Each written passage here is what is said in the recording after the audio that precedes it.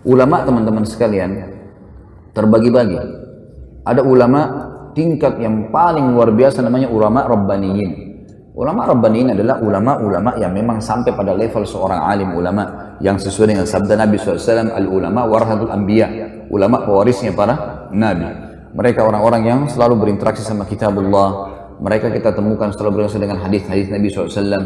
Selalu kalau penyampaiannya kalau Allah, kalau Rasul, tidak pernah dari pendapatnya sendiri. Dinukil Al-Quran dan Sunnah dari kisah para sahabat, dari para tabi'in yang dikenal dengan salaful ummah. Ini ulama-ulama rabbaniyin. Dan kalau antum mau jadikan sebagai contoh saja, ini contoh. Kalau antum pas umroh, kalau saya lagi bimbing umroh, saya selalu mengajak jemaah laki-laki, dan karena jemaah perempuan terpisah di musola perempuan.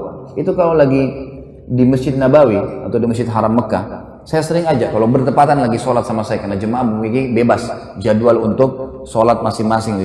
Maka yang sama saya dudukin habis subuh atau habis maghrib. Saya terjemahkan hari ini di masjid ini, hari ini di syekh ini, besok di syekh sana gitu. Ini syekh, ini pak ya yang dikatakan oleh syekhnya. Hukum ini, macam-macam. Selalu perkataannya Allah, kalau Rasul. Allah berfirman, Rasulullah bersabda. Tidak pernah ada, ini pendapat saya, ini pendapat guru saya, gitu kan.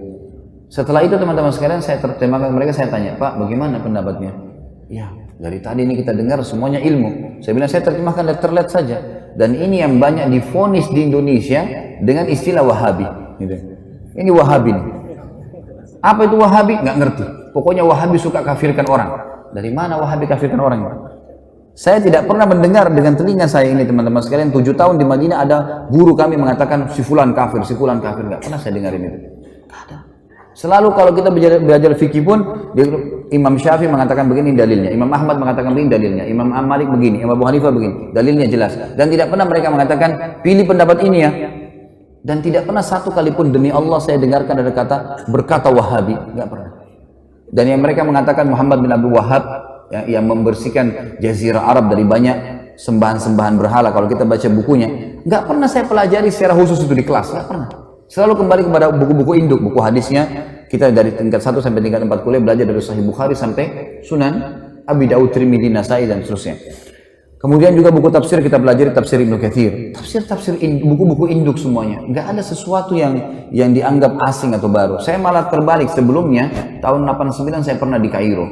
Saya waktu di Al-Azhar malah saya temukan di sana, dan saya yakin teman-teman kalau ada yang pernah kuliah di sana tahu masalah itu. Itu kalau lagi mau belajar fikih misalnya, maka ditanya siapa yang mazhab Syafi'i. Saya waktu itu sama sepupu saya angkat tangan. Silakan ke kelas sebelah, gurunya sendiri. Siapa yang mazhab Maliki? Angkat tangan. Waktu itu orang-orang mazhab Maliki banyak teman-teman dari Afrika. Angkat tangan. Kelas sebelah, gurunya datang, khusus materi fikih. Siapa yang mazhab Hanafi? Teman-teman dari Turki datang, pindah ke sana. Siapa yang mazhab Hambali? Oh, teman-teman dari Timur Tengah, banyak datang di sini. Jadi saya ini tidak pernah tahu Imam Malik, Imam Abu Hanifah, Imam Ahmad bilang apa. Yang saya tahu adalah Syafi'iyah. Bas, tidak ada yang tahu. Di Madinah beda sekali. Dan waktu saya masih sekolah waktu itu, tentu saya tidak berbicara sekarang ya, saya bicara di masa saya. Mudah-mudahan sekarang jadi lebih baik. Kalau saya waktu sekolah di Mesir dulu itu, saya duduk di kelas, di sebelah saya ada satu orang Komores ya, dari Afrika, sebelah saya lagi sepupu saya ya, dari Makassar, sama-sama dengan saya berangkat, anak paman saya. Satu kelas ini ada 47 orang. Nggak pernah kami ketemu kecuali di waktu tertentu. Nah, di waktu tertentu, kadang-kadang cuma ada beberapa anak Turki datang atau beberapa anak Afrika lain datang. Tapi saya nggak pernah lihat kenal wajahnya. Begitu hari ujian, baru kita kenal wajahnya nih, penuh. Pada saat itu kampusnya penuh.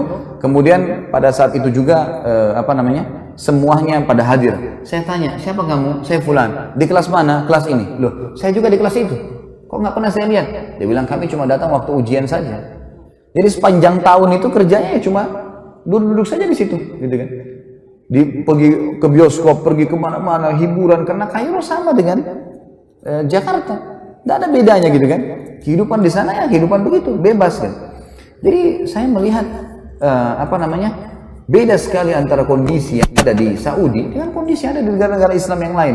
Dan kita perlu terima fakta teman-teman sekalian. Kalau di Mekah tempat lahirnya Nabi SAW, wahyu turun di sana, gitu kan. 13 tahun fase dakwah di sana. 10 tahun penyempurnaan Al-Quran dan meninggalnya Nabi SAW, dan Nabi masih punya rumah sekarang bisa dilihat, ada masjidnya di Madinah. Kira-kira masuk akal nggak 2 kota ini dijadikan sesat oleh Allah? Secara akal, nggak mungkin.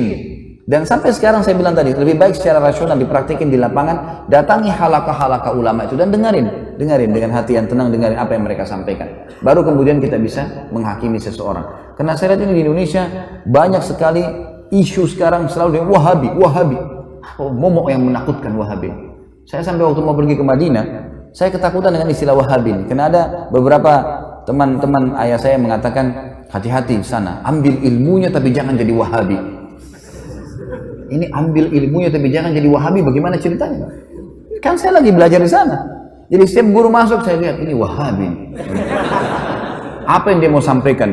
Ini momok seperti apa? Sembeli lehernya orang. Ini kafir. Kayak sudah menakutkan. Saya waktu itu ketakutan sendiri. Setelah 6 bulan saya belajar, saya lihat selalu guru datang. Qala Allah, qala Rasul. Allah berfirman, Rasulullah bersabda. Dinukil dari Ibnu Abbas, dari Ibnu Umar, dari ini. Kisah semua yang berhubungan dengan para sahabat, para tabi'in, generasi emas. A'immah yang 4, imam yang 4 yang terkenal madhabnya. Gak ada sesuatu yang baru. Dan setiap kali guru-guru keluar habis meneraskan sebuah materi, pasti saya rasa iman saya bertambah. Terus apa nih masalahnya? Kalau ini yang selama yang divonis sebagai Wahabi, ini berarti keliru nih. Ada sesuatu nih. Setelah saya telusurin, ternyata istilahnya keluar dari mulutnya orang-orang Syiah. Sengaja mereka memvonis itu supaya yang paling banyak membongkar kedok mereka, supaya yang mereka mengatakan Quran kurang, mereka mengatakan bahwasanya sahabat kafir. Ini adalah orang-orang yang ada di tempat lahirnya Nabi SAW dan tempat meninggalnya Nabi SAW. Pernahkah kita lihat teman-teman sekalian, pemerintahan Saudi sekarang merusak Masjid Haram dan Masjid Nabawi? Atau mungkin tidak mengurus rumah Nabi SAW, tidak mengurus Masjid Nabi? Terbalik, malah diurus, dirawat. Jemaah haji kalau masuk merasa tentram di sana ibadah. Tentu saja pemerintahan semua punya kekurangan. Sudah saya sebutkan di sirah kemarin. Ingat teman-teman sekalian, tolok ukur kehidupan adalah masa hidupnya Nabi SAW di Madinah. Kalau di zaman Nabi SAW saja ada orang kafir, ada orang munafik, ada orang maksiat dan ada orang mukmin, di zaman Nabi SAW apalagi kerajaan Saudi, apalagi pemerintahan Indonesia, apalagi semuanya gitu kan. Tetapi saya tetap mengatakan ulama ada di mana-mana, ulama-ulama rabbani ada di mana-mana. Artinya di Indonesia juga insya Allah mudah-mudahan ada di antara orang-orang yang kita anggap punya kapabilitas dan kapasitas untuk itu. Tentu bukan saya dan bukan antum. Ini ada orang-orang yang sudah sampai pada tingkat yang luar biasa dari ibadah mereka dan juga ilmu mereka. Mereka hafal Quran, mereka hafal sekian banyak hadis. Sampai Imam Ahmad mengatakan tidak akan boleh seseorang menjadi imam madzhab kecuali menghafal 50.000 hadis. Baru bisa dianggap sebagai seorang ulama rujukan. Makanya di zaman beliau banyak sekali kan ulama-ulama tapi mereka belum bisa dijadikan sebagai rujukan karena memang dianggap masih sedikit. Kita kadang-kadang subhanallah baru bisa hafal 2-3 ayat berapa hadis sudah vonis orang macam-macam gitu kan. Kemudian ikut-ikutan terbawa arus mengkafirkan si fulan, menyalahkan si fulan. Kadang-kadang kalau diingatkan perbuatan, jangan akhi, ini Nabi SAW tidak pernah lakukan, ini bid'ah. Wah, ini Wahabi ini berarti. Padahal kalau kita ikuti pengajian teman-teman yang divonis Wahabi ini teman-teman, saya sering bahasanya ini di Jakarta. Sebenarnya kami ini yang sedang berdakwah, saya termasuk divonis gitu kan. Tapi biarlah vonisan ini, semoga Allah berikan hidayah. Seperti gini, ini masjid nih. Ini masjid sudah rapi warnanya, temboknya sudah bagus karpetnya. Setiap muslim yang datang, saya sebagai pengurus masjid mengingatkan, Pak, jangan dikotorin masjidnya ya. Jangan diubah catnya, gak usah diganggu AC-nya. Urusan sudah rapi nih, udah tinggal datang sholat. Seperti itulah. Nah, teman-teman yang buat bidah ini adalah orang yang seperti masuk masjid, coret sana warnanya, tambah-tambah yang lain lah, ubah-ubah ini, pencet-pencet AC-nya. Makanya diingatkan, jangan, agama sudah sempurna, hanya itu kok. Wah, ini Wahabi. Wahabi apa ini? Akhirnya umat ini kayak lari dari dakwah gitu. Gak boleh teman-teman sekalian. Akhirnya ini memecahkan umat yang luar biasa, terpecah kemana-mana. Baik, kalau diingatkan, antum mau dengar, alhamdulillah. Kalau antum merasa diri antum benar, fadhal, jalani. Kalau teman-teman ini misalnya diingatkan, jangan akhi, ini karena tidak pernah Nabi SAW melakukan. Enggak, tapi ini, fadhal, silakan. Tapi ingat, di muka bumi ini kita seperti orang yang sedang belanja di supermarket. Setiap orang di antara kita boleh pilih produk yang dia mau, tapi lewat kasir. Hati-hati. Kami mengingatkan supaya jangan salah. Karena kalau ada dalil, pasti udah diterima sama Allah. Enggak ada dalil, bimbang, paling tidak ragu kan gitu. Dan masih tanda tanya, diterima nggak ya? Nah, kenapa harus jerumuskan diri pada hal itu? Orang yang masuk pada perbuatan teman-teman yang minimal syubhat, apa kata Nabi SAW? Halal jelas, haram jelas. Di antaranya ada hal yang samar-samar. Siapa yang menyelamatkan dirinya pada hal samar-samar? Boleh nggak ya? siapa yang menyelamatkan dirinya dari hal sama-sama, dia telah menyelamatkan kehormatan dirinya dan agamanya. Dan siapa yang menjerumuskan dirinya pada hal yang syubhat, dia telah menjerumuskan dirinya pada yang haram.